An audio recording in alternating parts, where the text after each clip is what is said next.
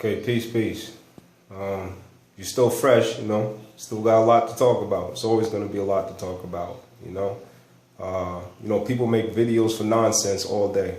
People pull you over and talk to you about nonsense all day. People call you up, want to talk about nonsense all day.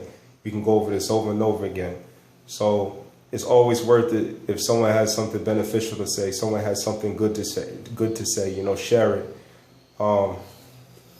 Anyway, the point that I want to make is culture, trends, and fads, right?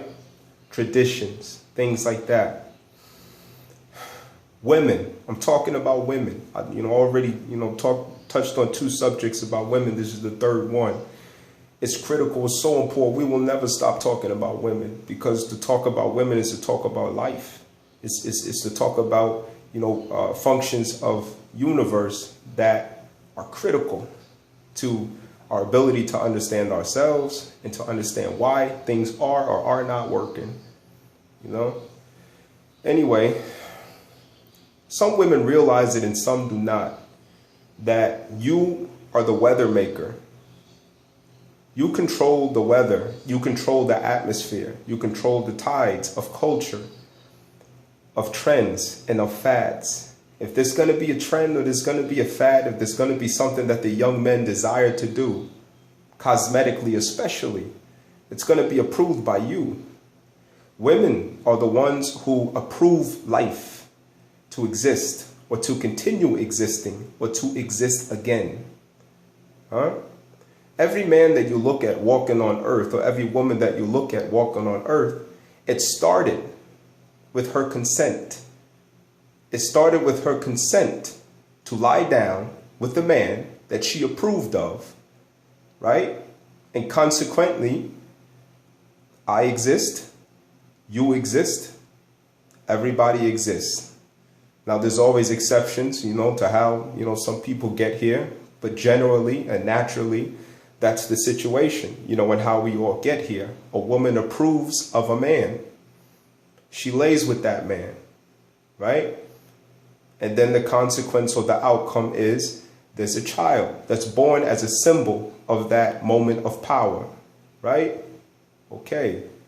So every man, every community, that exists, the community of men, the brotherhood, if you don't like the quality of it, it reflects mostly on the quality of the men who preceded them, that were chosen to procreate and send themselves forward into this future. So now the seeds exist. So decisions are very important. It's not as innocent as, oh, he's cute. Oh, he's handsome. Oh, he's really nice. Things like that. There's a lot of studying and investigating to do before that you approve a man, right, to go forward into the future. Because as a woman, you approve a man to exist again, to continue on. You approve his longevity. You check the mark. You put your signature on it and you say, okay, I approve you. I will allow you to exist again. Anyway, there's a lot of trends. And there's a lot of fads in our culture. There are the good things and there are the bad things. I'll give an example.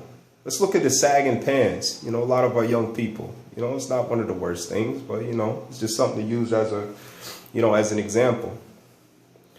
If women as a whole, if the sisterhood as a whole in our culture, if it was part of our culture, if it was part of the sisterhood in our culture, in our nation, to disapprove of it, to dislike it, and to be active about expressing and showing and demonstrating a disliking for it, to demand that they do better, that they pull their pants up, that they wear them on their waist, or that they at least have a decent appearance. Men would almost do it overnight. Women, I can't say that you don't understand, because some of you do, and there's very little that I understand too. But if I can remind you so that you can take an active part in changing our culture and adjusting the weather that we have with our young people, you can change that. Men will never change it, but women can change it overnight. What you approve of is what a man desires to be. What you are looking for as that apple of your eye, right? As that thing or that person that catches your attention, that is exactly what that young man is going to desire to be. So if you, on your own time, or within your circle, or within your sisterhood of your community, if you find that it's being approved of, that young men are sagging their pants or calling women out of their name or different whatever, and this is just an example again, if you're approving of it, it's going to continue to happen. You give life. You give life to cultures and trends and fads.